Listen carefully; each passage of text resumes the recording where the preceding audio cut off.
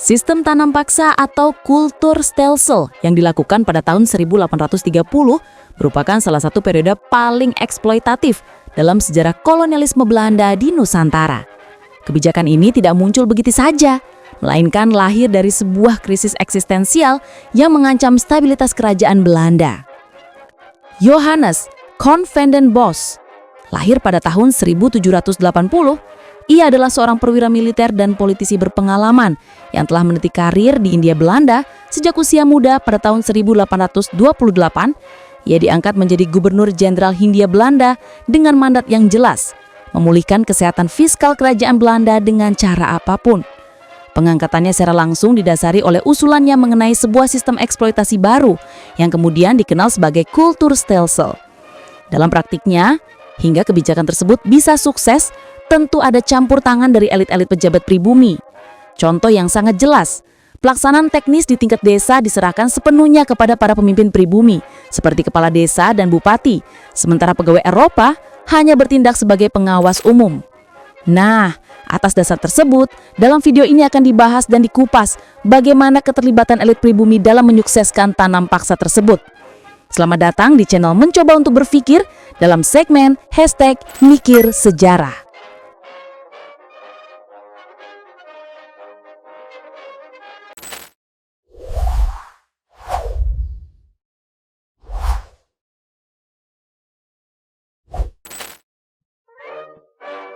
Pada akhir dekade 1820-an, kerajaan Belanda berada di ambang kebangkrutan. Kas negara terkuras habis oleh serangkaian peristiwa yang sangat mahal. Pertama, Belanda menanggung beban biaya yang sangat besar akibat keterlibatannya dalam peperangan era Napoleon di Eropa. Kedua, meletusnya Perang Kemerdekaan Belgia pada tahun 1830 yang berujung pada pemisahan wilayah industri selatan, memberikan pukulan telak bagi ekonomi dan politik Belanda. Di Hindia Belanda sendiri, situasi keuangan tidak lebih baik. Perang Jawa atau yang lebih dikenal sebagai Perang Diponegoro 1825 hingga 1830 menjadi faktor pemicu utama. Perang ini terbukti menjadi perlawanan rakyat jajahan yang paling mahal bagi Belanda, menghabiskan biaya sekitar 20 juta gulden. Akibatnya, kas negara benar-benar kosong dan utang yang ditanggung pemerintah Belanda menjadi sangat berat. Upaya sebelumnya untuk mengeksploitasi tanah jajahan melalui gagasan liberal antara tahun 1816 hingga 1830 telah gagal memberikan keuntungan yang signifikan. Pemasukan dari komoditas yang ada seperti kopi tidak lagi cukup untuk menutupi defisit anggaran yang menganga. Dalam kondisi terdesak inilah, sebuah solusi radikal diperlukan untuk menyelamatkan negara dari keruntuhan finansial. Di situasi yang begitu sulit, Van den Bosch datang bagai pahlawan. Johannes Cont van den Bosch lahir pada tahun 1780. Ia adalah seorang perwira militer dan politisi berpengalaman yang telah meniti karir di Hindia Belanda sejak usia muda dan pernah menjabat sebagai komisaris jenderal di Hindia Barat. Pada tahun 1828, ia diangkat menjadi Gubernur Jenderal Hindia Belanda dengan mandat yang jelas, yaitu untuk memulihkan kesehatan fiskal kerajaan Belanda dengan cara apapun. Pengangkatannya secara langsung didasari oleh usulannya mengenai sebuah sistem eksploitasi baru yang kemudian dikenal sebagai Kulturstelsel. Dalam pandangan Van den Bosch, Hindia Belanda murni sebagai Wing West, atau wilayah yang ada untuk dieksploitasi demi keuntungan negeri induk. Paradoks yang tajam terlihat dalam biografinya. Sebelum menerapkan sistem yang kejam di Jawa, ia terlibat dalam pendirian Society of Humanitarianism di Belanda, sebuah organisasi yang bertujuan untuk memperbaiki kondisi kaum miskin. Kontradiksi ini menyoroti adanya pemisahan moral yang lazim pada masa itu, di mana prinsip-prinsip kemanusiaan yang berlaku untuk warga Eropa tidak diterapkan pada masyarakat di tanah jajahan.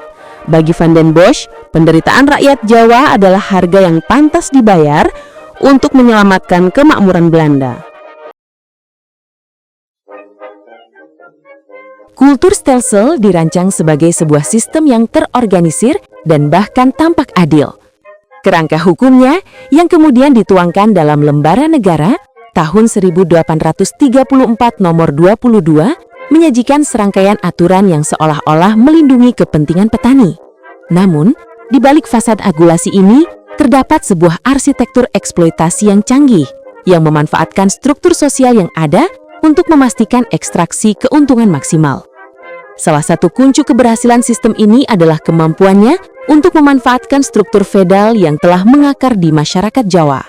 Pelaksanaan teknis di tingkat desa diserahkan sepenuhnya kepada para pemimpin pribumi seperti kepala desa dan bupati, sementara pegawai Eropa hanya bertindak sebagai pengawas umum.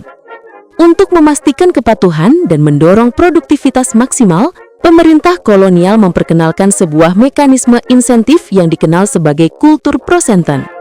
Kultur prosenten adalah sistem bonus atau premi yang diberikan kepada para pejabat pribumi dan Eropa yang berhasil mengumpulkan hasil panen melebihi target yang telah ditetapkan. Mekanisme ini merupakan inovasi yang paling efektif sekaligus paling destruktif dari kultur stelsel. Ia bukan sekadar insentif, melainkan sebuah mesin yang secara sistematis mendorong korupsi dan penindasan. Dengan adanya imbalan finansial langsung, para bupati dan kepala desa termotivasi untuk memaksa rakyatnya menyerahkan lebih banyak tanah, bekerja lebih keras, dan mengabaikan semua aturan formal yang ada.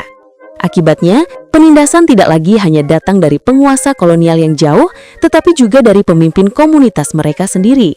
Hal ini menciptakan sebuah sistem kolonialisme internal di mana elit pribumi menjadi perpanjangan tangan negara kolonial yang paling efektif dan brutal di tingkat desa.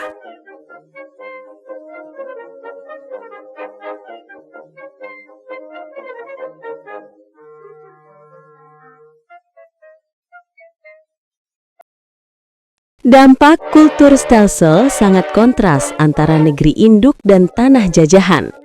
Bagi Belanda, sistem ini adalah mesin penyelamat finansial yang mendatangkan kemakmuran luar biasa. Bagi rakyat di Hindia Belanda, terutama di Jawa, sistem ini adalah bencana kemanusiaan yang menyebabkan kelaparan, kemiskinan, dan kematian massal. Keuntungan yang dicatat di Amsterdam memiliki hubungan kausal langsung dengan penderitaan yang terjadi di desa-desa di Jawa. Kemakmuran metropolitan secara harfiah dibangun di atas kesengsaraan kolonial. Di sisi lain, di Jawa, dampak kultur stelsel adalah malapetaka. Pengalihan lahan pertanian terbaik dan tenaga kerja dari produksi pangan, pengalihan lahan pertanian terbaik dan tenaga kerja dari produksi pangan menyebabkan krisis pangan yang parah dan meluas. Menjelang akhir tahun 1840-an, bencana kelaparan hebat melanda berbagai daerah di Jawa. Wilayah seperti Cirebon, Demak, dan Grobogan mengalami kematian massal akibat kelaparan yang menyebabkan penurunan jumlah penduduk secara drastis. Kondisi gizi buruk membuat masyarakat rentan terhadap wabah penyakit tifus dan disentri yang semakin meningkatkan angka kematian. Sistem ini juga menciptakan kemiskinan struktural yang mendalam. Petani kehilangan otonomi atas tanah dan tenaga kerja mereka, terjebak dalam siklus ketergantungan pada sistem kolonial yang eksploitatif. Fenomena ini relevan dengan teori involusi pertanian yang dikemukakan oleh antropolog Clifford Geertz, di mana tekanan kolonial menyebabkan sistem pertanian menjadi semakin padat karya tanpa diimbangi peningkatan kesejahteraan, yang pada akhirnya hanya melanggengkan kemiskinan. Sistem tanam paksa atau kultur stelsel merupakan sebuah kebijakan yang lahir dari krisis finansial akut kerajaan Belanda. Namun keberhasilannya secara ironis justru ditopang oleh struktur kekuasaan lokal di Jawa. Johannes van den Bosch merancang sistem ini sebagai solusi eksploitatif untuk menyelamatkan ekonomi negerinya, dengan memandang Hindia Belanda murni sebagai wilayah untuk dieksploitasi demi keuntungan negeri induk. Kunci utama dari kelancaran praktik ini adalah pelibatan para pejabat pribumi, seperti bupati dan kepala desa, sebagai pelaksana teknis di lapangan.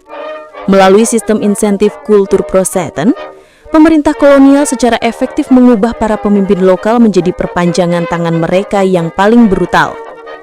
Iming-iming keuntungan finansial mendorong para elit pribumi untuk memaksa rakyatnya bekerja lebih keras dan menyerahkan hasil panen melebihi target, menciptakan sebuah kolonialisme internal yang menindas.